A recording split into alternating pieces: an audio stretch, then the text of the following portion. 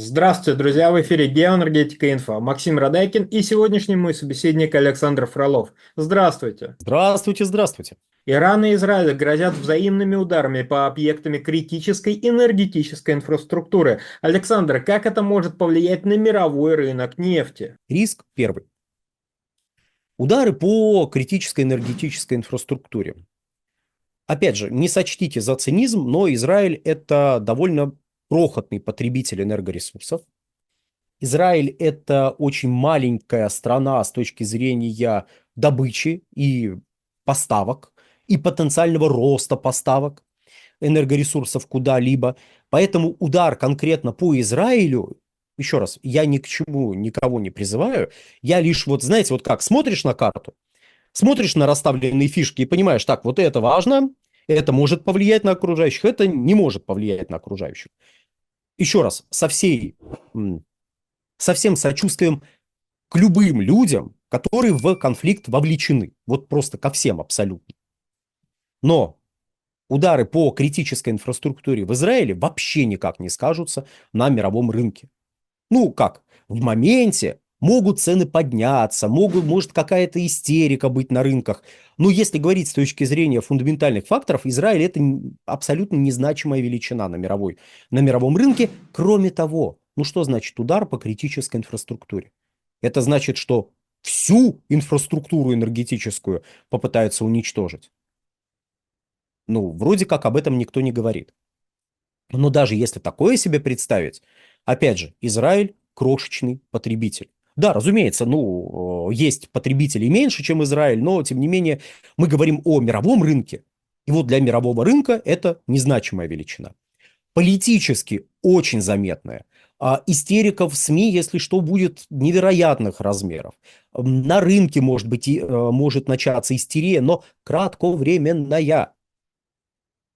Далее. Вот Иран – это гораздо более значимая величина.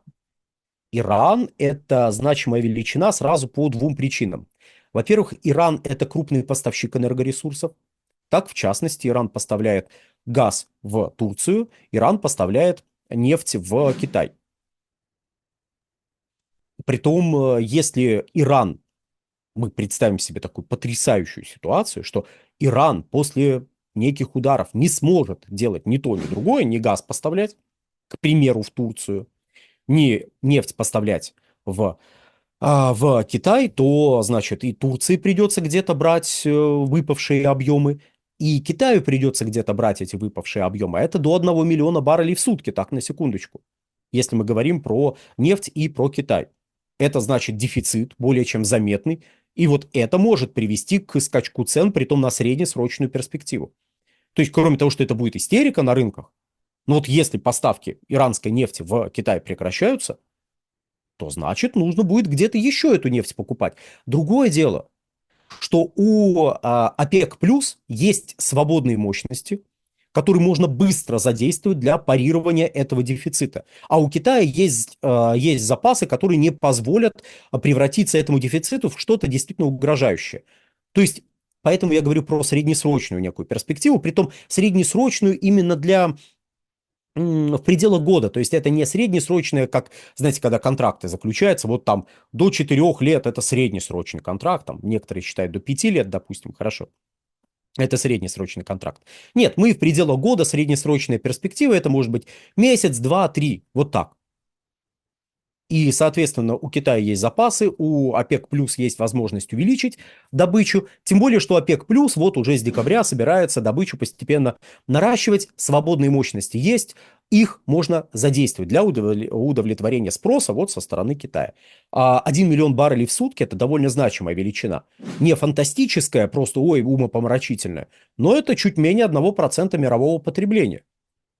А это может кому-то показаться, что 1% вообще ни о чем. Нет, нет, дорогие друзья, 1% это настолько много, что хватит всем абсолютно. В том смысле, что цены успеют подскочить и несколько недель как минимум держаться на высоких уровнях, может быть даже там выше 100-120 долларов за баррель. Опять же, может увеличиться, да, при этом увеличится и цена газа, при том, что Турция не является, ну, то есть Иран не поставляет определяющие объемы в Турцию, Но Турции придется откуда-то эти объемы брать. Скорее всего, значит, увеличатся закупки в Российской Федерации, увеличится загрузка там голубого потока, увеличится загрузка турецкого потока. Может, какие-то объемы СПГ придется перекупать. А это означает, что биржевые котировки в Европе, опять же, вырастут. То есть, если пойдут действительно критически значимые удары по иранской инфраструктуре, но это все еще был пункт первый, который касается Ирана. А есть пункт второй, Ормузский пролив. Армузский пролив, про который тут вот даже наши западные партнеры, опять же, сейчас заговорили такие, ой, а вы знаете, только 3,5 миллиона баррелей в сутки можно будет перенаправить на какие-то другие маршруты. А это означает невероятный дефицит. И там уже пошли, опять же, сообщения о том, что там до $350 может подняться цена за баррель. Это, понятно, пока спекуляция. Но Армузский пролив – это действительно очень значимая, критически значимая точка.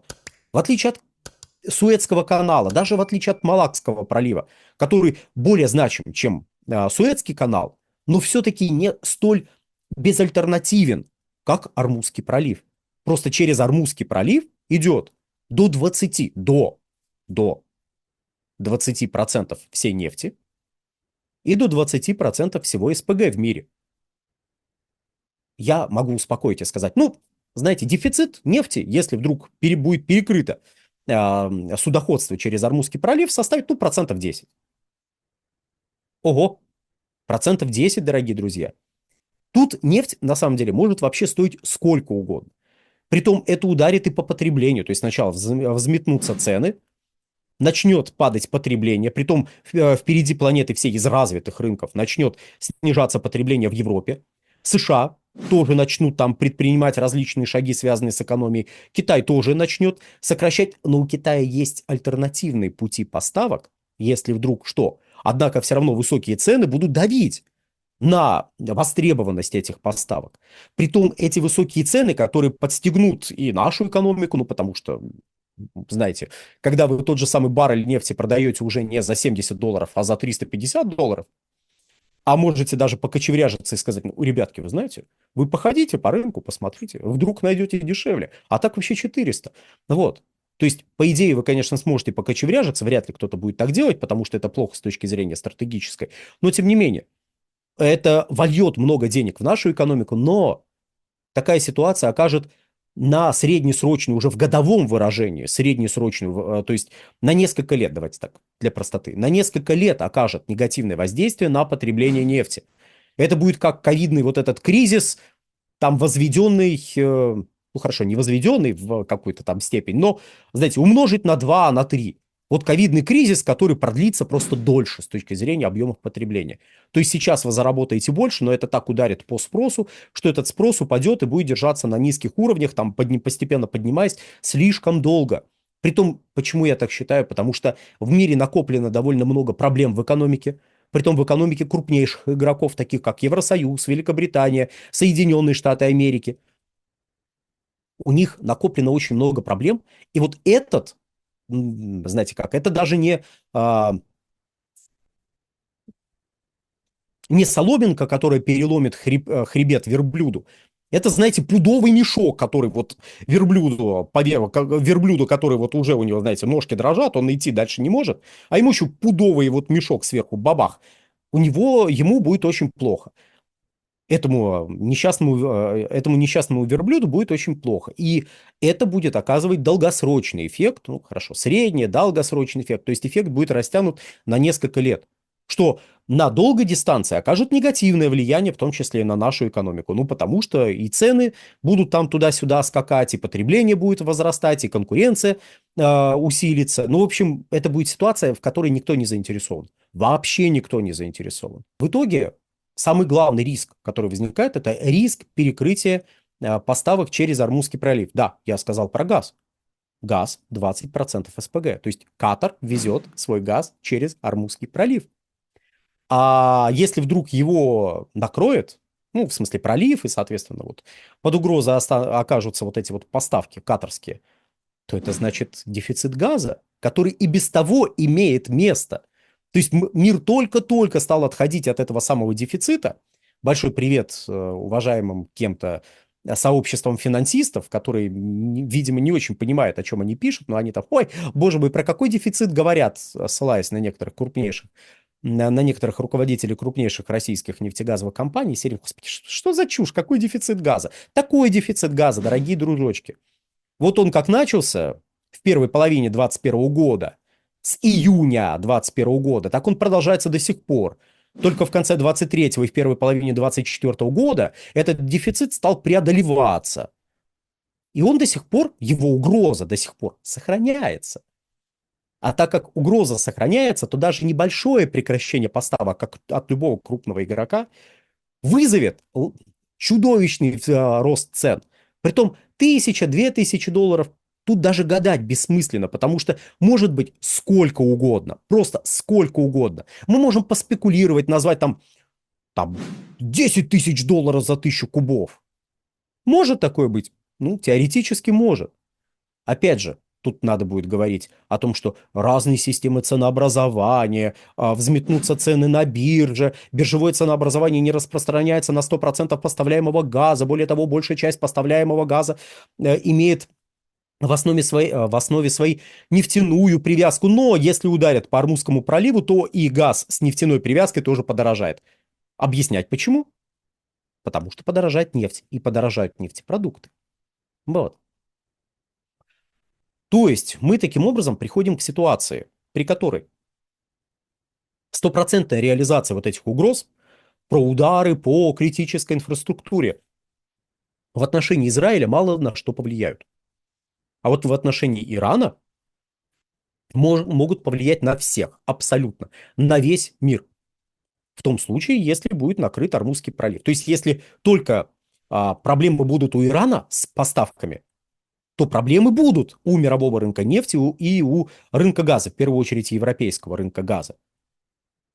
Но если будет задет не просто Иран, а будет вот эта артерия перекрыта, транспортная, ну или будет затруднено сообщение через эту артерию, тогда что будет с мировой экономикой, что будет с рынками энергоносителей, в принципе предсказать невозможно.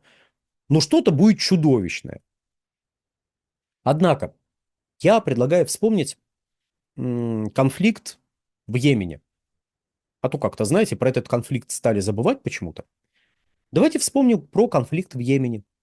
Йеменские хуситы наносили удары по критической инфраструктуре на территории Саудовской Аравии.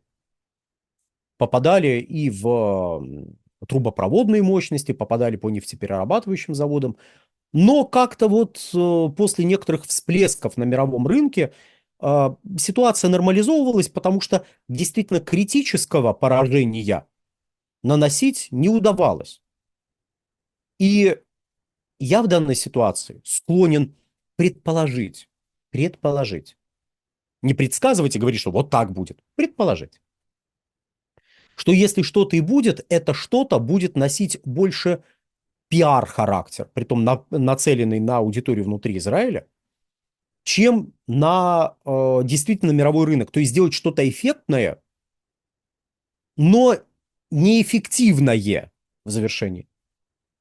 Потенциальный плюс от роста цен на энергоносители будет нивелирован в течение нескольких месяцев за счет резкого падения спроса на энергоносители, и это падение будет иметь долгосрочный характер, что будет бить по российской экономике в том числе. Но, с другой стороны, там открывается некое новое окно возможностей, если вообще уж теоретизировать. Но, дорогие друзья, давайте мы сейчас об этом не будем и поговорим о окнах возможностей как-нибудь в следующий раз. Хотя я лично надеюсь, что поводов для такого разговора не будет. Однако, всего хорошего. Александр, большое спасибо за комментарий. Друзья, пока YouTube замедляют, призываю вас не дожидаться, пока его заблокируют, и нас вместе с ним. Подписывайтесь на наш телеграм-канал Геоэнергетика Инфо. Ссылка будет в описании и закрепленном комментарии. Там же будут реквизиты для желающих финансово поддержать наш проект в столь интересное время. Спасибо, до новых встреч. На сегодня все. Всего хорошего.